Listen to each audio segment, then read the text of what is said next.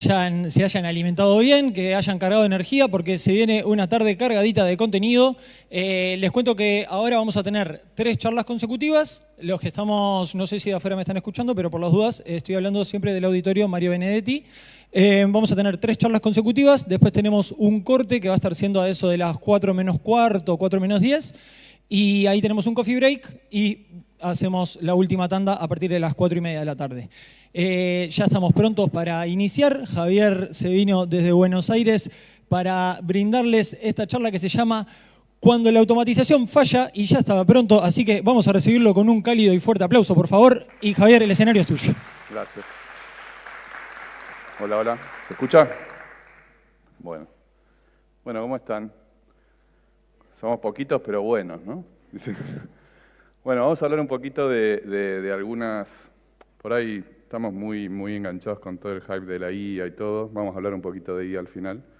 Pero quería traer un poco esto porque es algo que nos viene pasando recurrentemente y me pareció interesante hacer una charla sobre esto, ¿no? Cómo cuando los procesos de automatización de pruebas, que se hacen mucho, no siempre agregan el valor que tienen que agregar y no siempre salen bien, ¿no? Uno dice a veces invierto un montón de esfuerzo y de tiempo y de dinero en esto y después no genera el valor que tienen que generar. Para hacerlo un poquito más ameno y que no suene muy aburrido, voy a contar un poquito una historia personal. Acá me voy a presentar. Esa es, creo, la mejor foto que encontré tratando de hacer esto. Tengo 52 años, para los que no me conocen, nací en Mendoza, vivo en General Rodríguez, en Buenos Aires. Estoy casado con Cecilia. Tengo 2 hijos, Clara y Santiago, de 13 y 15 años, bastante complicados los adolescentes hoy en día. Estudié sistemas en el milenio pasado ya, en el 99 me recibí, después hice un MBA y ahí tengo algunos hobbies. Soy muy duro aprendiendo a tocar el bajo, toco el bajo bastante mal, entonces empecé a buscar otros deportes para hacer. Siempre de chico fui bastante malo con los deportes, la verdad, no era el mejor, siempre iba al arco, jugando al fútbol o defensor, y abandoné muchos años el deporte. Entonces, cuando cumplí 50 dije, este es mi momento, ahora que tengo el físico nuevo, voy a empezar a hacer otro deporte, y elegí uno bastante complicado que se llama kitesurf. No sé si alguno sabe qué es el kitesurf, ¿sí? Vos levanten la mano.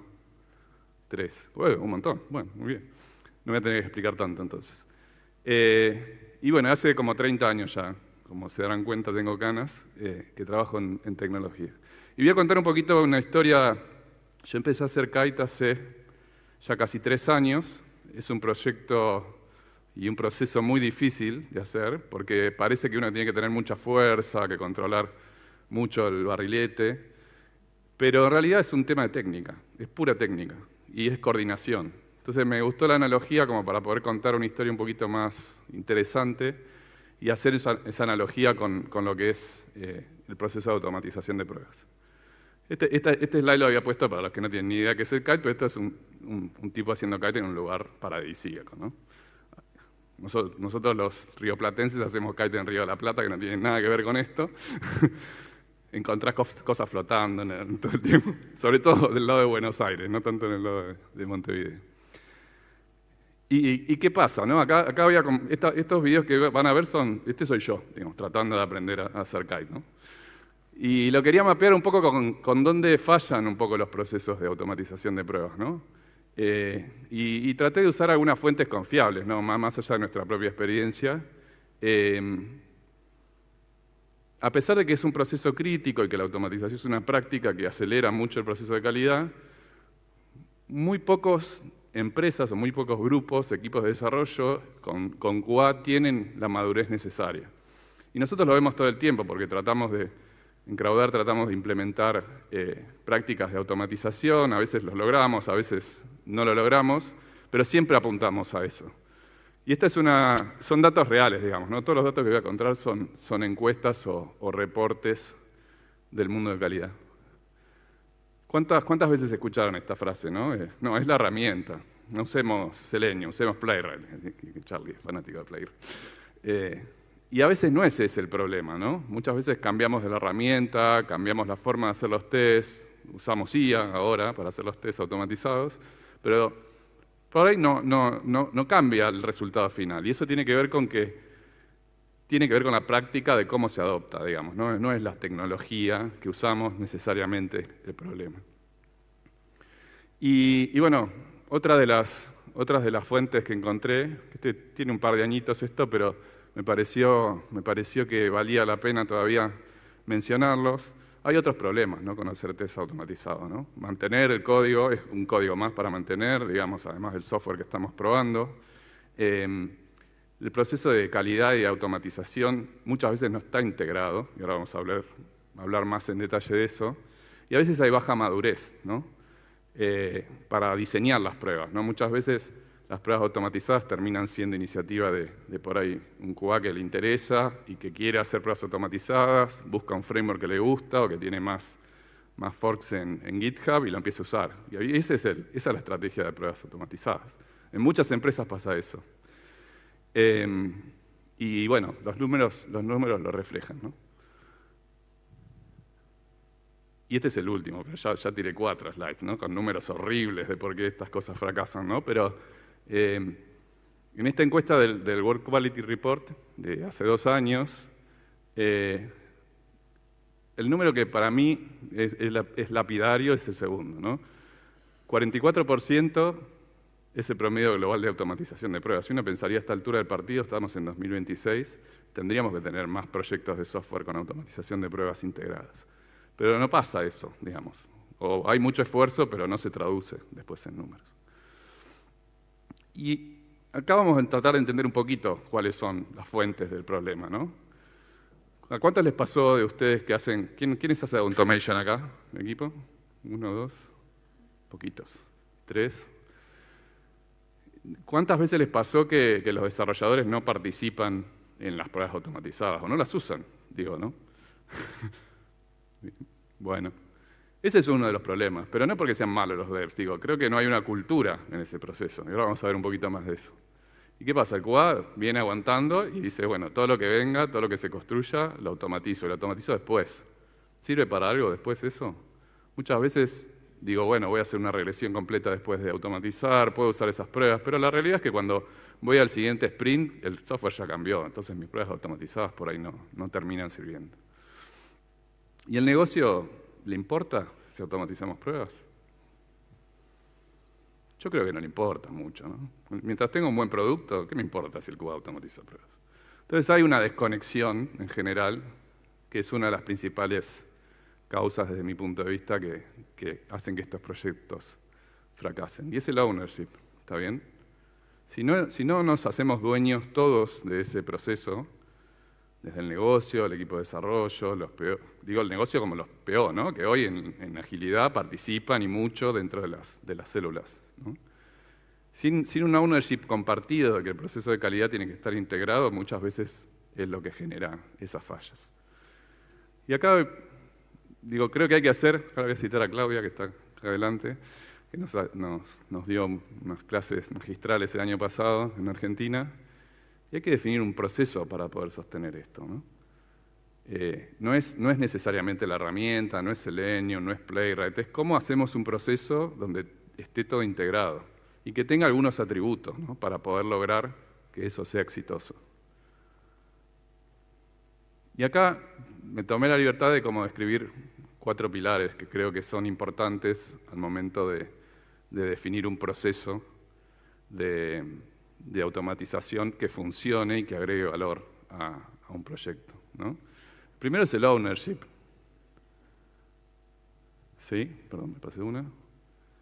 Acá no es responsabilidad del QA que automatiza las pruebas, digo, tiene que ser responsabilidad de todos. Esto lo decimos hasta el hartazgo en todos los eventos. ¿La calidad de quién es responsabilidad? De todos en el equipo, ¿no? De todos, no de los QA, no del que automatiza, ¿sí? Pero en la práctica eso a veces no pasa, ¿sí? O muchas veces no pasa. Entonces no es un problema de un rol, no es un problema de la herramienta que uso para automatizar, o no es un problema de una persona o de un área, es del equipo completo. Y el equipo tiene que velar por eso. No todo se automatiza también, ¿no? Esto lo decimos miles de veces, pero muchas veces no analizamos qué vamos a automatizar, qué es crítico automatizar, si todo es crítico. Hace poco nos pasaba en un cliente bastante grande que tenía un portal web para venta de productos y para venta de suscripciones, y habíamos invertido, no sé, casi 3 o 4 meses de un equipo de 2 personas de automatización para automatizar el formato de los botones de la pantalla, el color del font, el texto, qué distancia tenía cada botón. Y el proceso de checkout y de compra no estaba automatizado. ¿Por qué? Porque estuvieron haciendo esas pruebas que en realidad por ahí son importantes porque la imagen del sitio y la visual, el estilo, tiene que ser importante y validado, pero no es más importante que la funcionalidad, ¿sí? Entonces, ahí hay un tema de entender a qué le damos criterio y qué automatizamos. Y otro punto importante es que todavía al día de hoy yo sigo viendo muchos casos donde todo lo que se automatiza es replicar lo que hace un tester a mano desde el frontend, digamos, ¿no? Y eso, obviamente, ahora con la IA es más barato, es más fácil de hacer, pero sigue siendo un mal approach para automatizar pruebas. Digo, hacer todo por frontend y no mirar el resto de los componentes, que lo vamos a ver un poquito más, no es una buena estrategia. Yo cuando hablo del kite, no sé si ustedes vieron, los que conocen kite, si vieron videos en YouTube de lo que era un kite hace 10 años, digamos, ¿no? Los primeros kites eran una barra así larga, con un carrete en el medio que el tipo usaba para envolver el kite y se mataban, se hacían pelota, digamos, ¿no? Y los kites fueron evolucionando. En 20 años, lo que se usa hoy para hacer kite es un elemento muy avanzado tecnológicamente, pero que era muy básico hace 20 años, hace nada, digamos, ¿no? Y con las pruebas automatizadas creo que pasa un poco lo mismo, ¿no? Hay que entender qué arquitectura me sirve. No todas las arquitecturas son iguales, no todos los modelos de automatización son iguales, y hay que elegir dónde y qué automatizar. Y eso es un punto que para mí es súper importante, porque a veces se hace mucho esfuerzo en automatizar pruebas, y después no se logra el valor necesario. O esas pruebas por ahí no generan el feedback inmediato, ¿no? Tengo una suite de pruebas automatizadas de 2000 escenarios que hacen todo por frontend, pero tarda 8 horas en ejecutarse. ¿Está bien? Yo quiero hacer un deploy por día, no puedo esperar 8 horas a que corra una release, una regresión automatizada. Entonces hay que entender cuál es el mejor mecanismo, cuál es el costo que tengo para esas pruebas y qué valor me agregan al proceso de construcción, ¿sí? Si no agregan valor, las pruebas son una decoración, ¿sí? Es como un kite espectacular. Yo conozco muchos compañeros que compran el último kite que sale $3.000 y que tiene las velas del material más resistente y después no se pueden ni parar en la tabla, ¿no? Entonces, digo, es como comprarse un Fórmula 1 y no saber manejarlo. Hay que elegir adecuadamente, hay que balancear el costo versus el valor.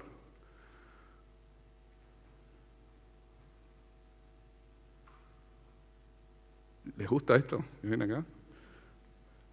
Qué lindo sería, ¿no? Estar integrado, que vayamos todos al mismo tiempo, que vayamos a la misma velocidad, que no nos choquemos uno con el otro. Tengo videos de gente matándose con el kite, horrible. Estos tipos son muy buenos haciendo eso.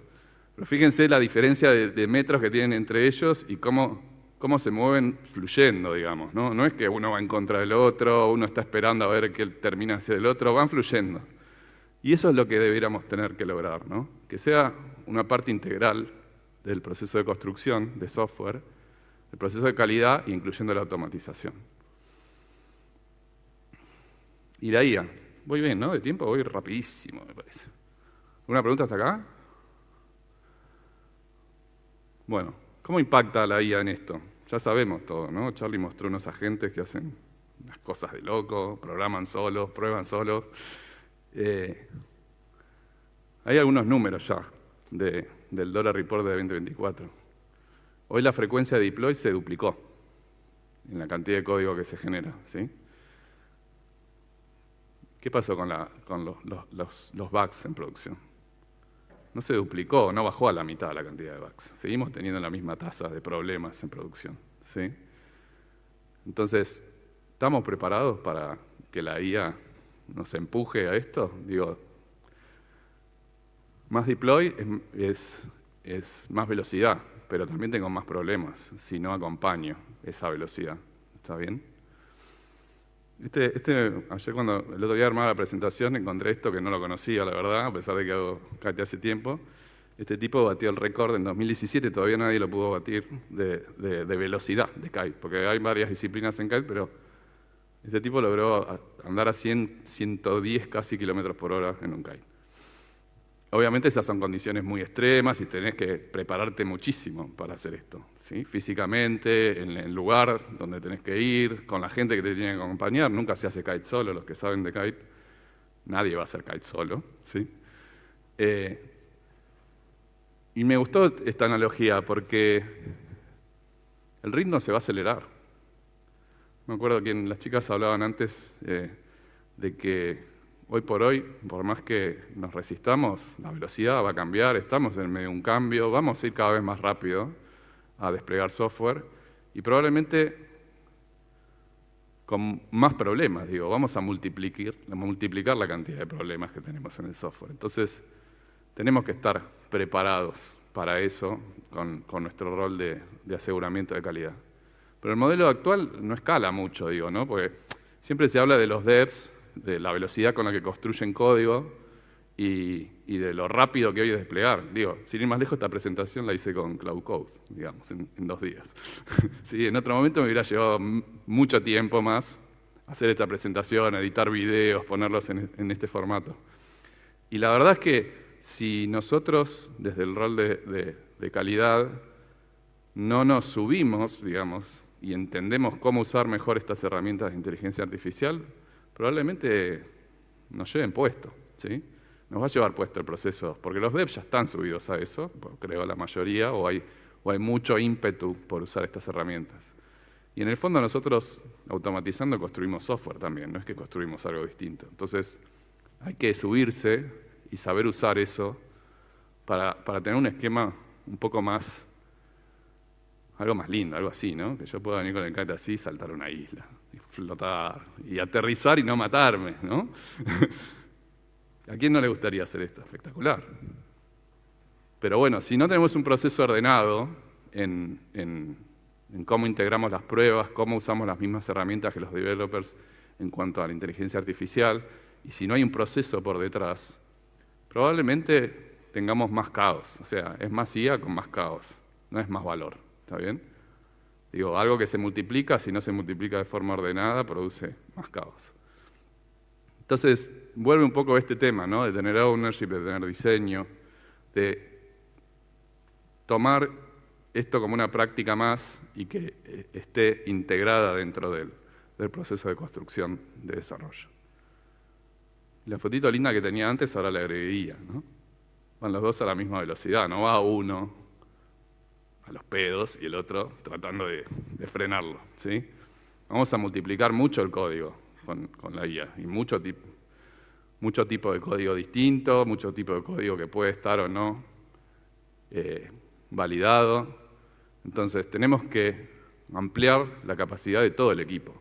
No solo construir software más rápido y mejor con herramientas de inteligencia artificial, sino usar la inteligencia artificial para las pruebas también, ¿sí?